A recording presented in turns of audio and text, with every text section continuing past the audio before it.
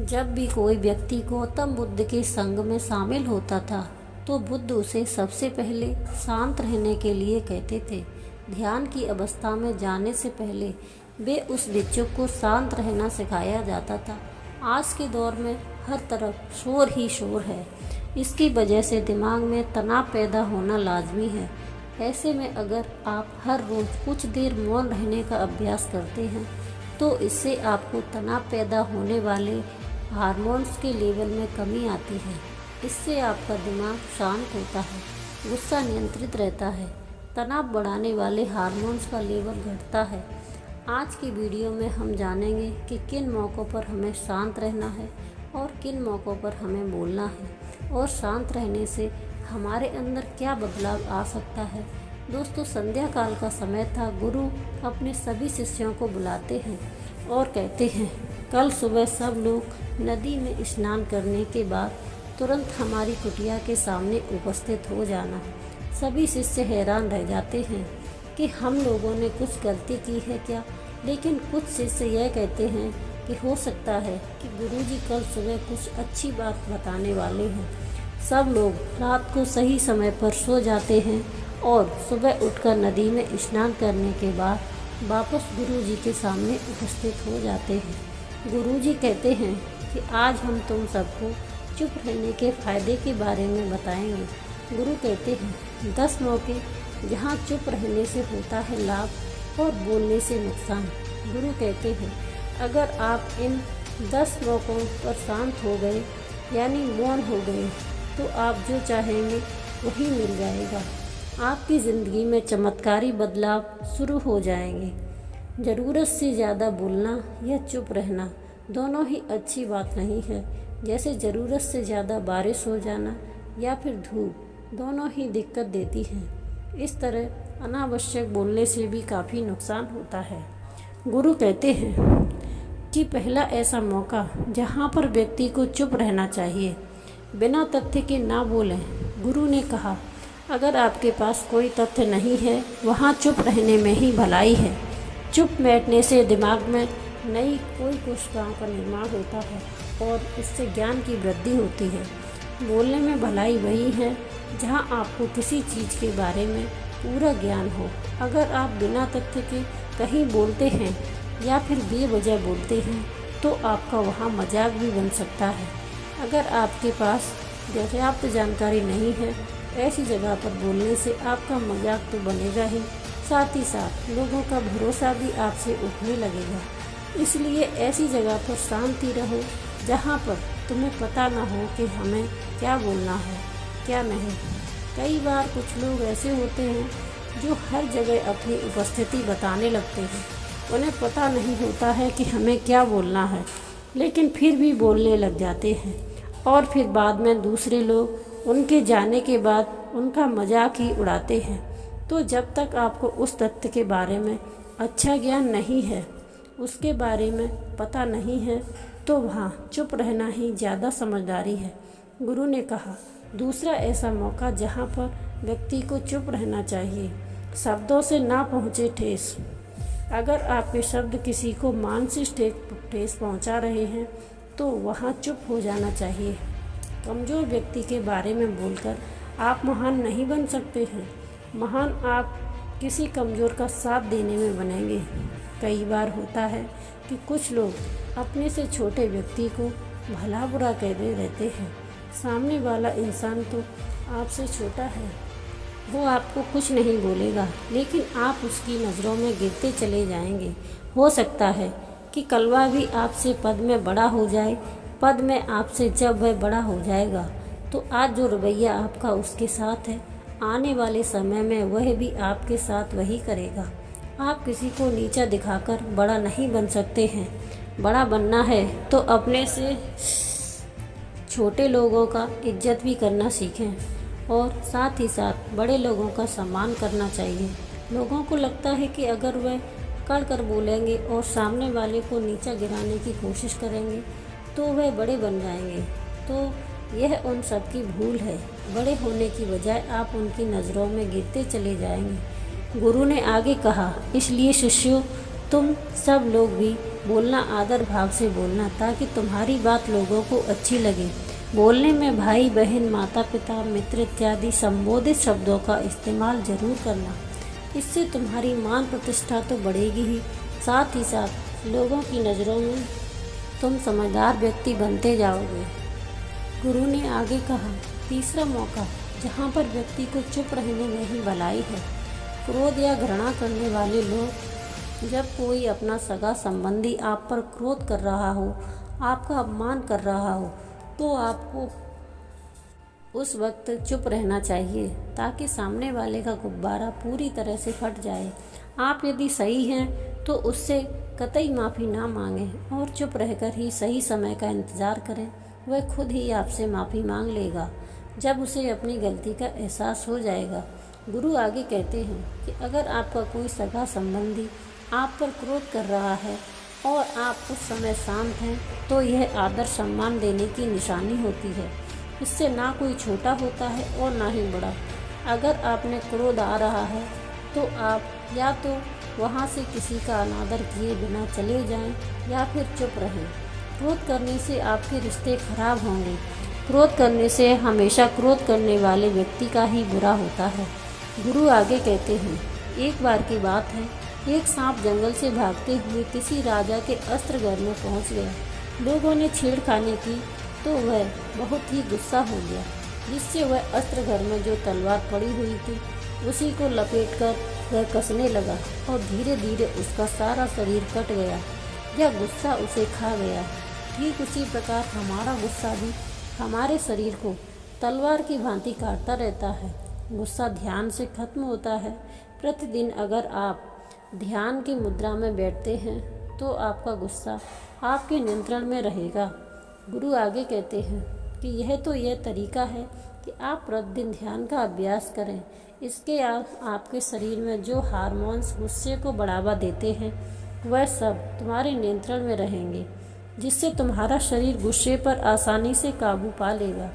लेकिन एक तरीका यह भी है कि जब भी आपको गुस्सा आए तो आप यह समझने का प्रयास करो कि क्या मेरा गुस्सा जायज़ है या नहीं, हमें वहाँ पर बोलना चाहिए या नहीं। जब आप खुद इस बात का आंकड़ा लगा ले पाएंगे तो आपको खुद पता चल जाएगा कि हमें गुस्सा करना चाहिए या नहीं।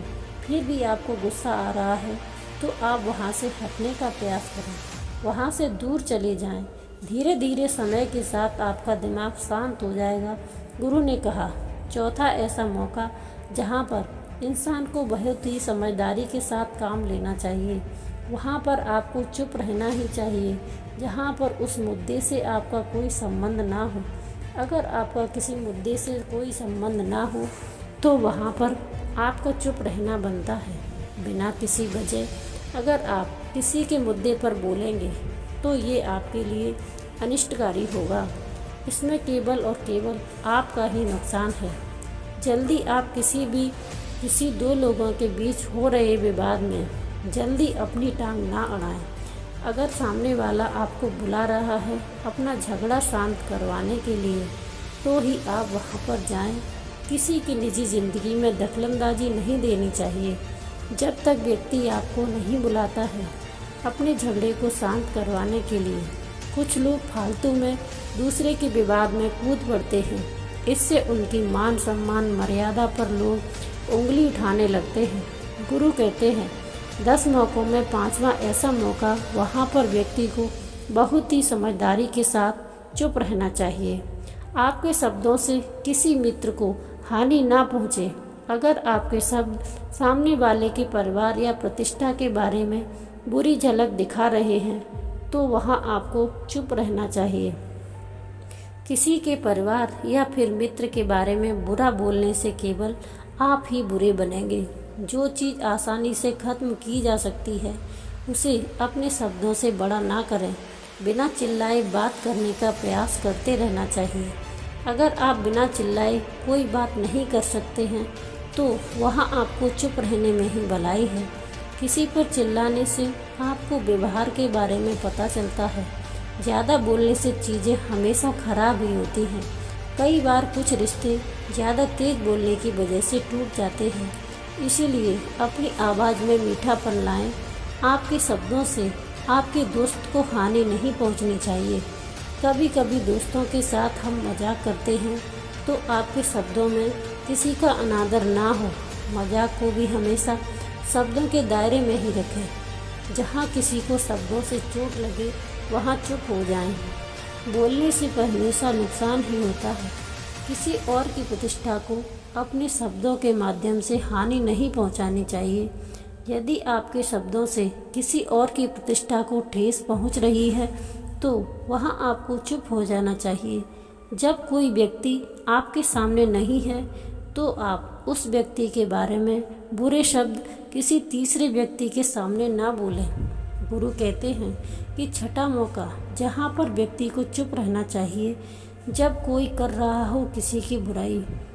जब कोई आदमी आपके सामने किसी तीसरे आदमी की बुराई कर रहा हो तब तुम्हें चुप रहकर बस सुनना चाहिए, अपनी राय व्यक्त नहीं करनी चाहिए। क्योंकि जो आज आपके सामने किसी तीसरे की बुराई कर रहा है वो कल किसी और के सामने आपकी बुराई भी कर सकता है। यदि आपने कुछ कहा है तो नीति शास्त्र के अनुसार जो अपने मुंह को बंद रखता है और बुद्धि से काम करता है वही इंसान समझदार होता है। बिना ज़रूरत के बोलना, किसी के बारे में किसी के बीच में बोलना, यह गलत बात है।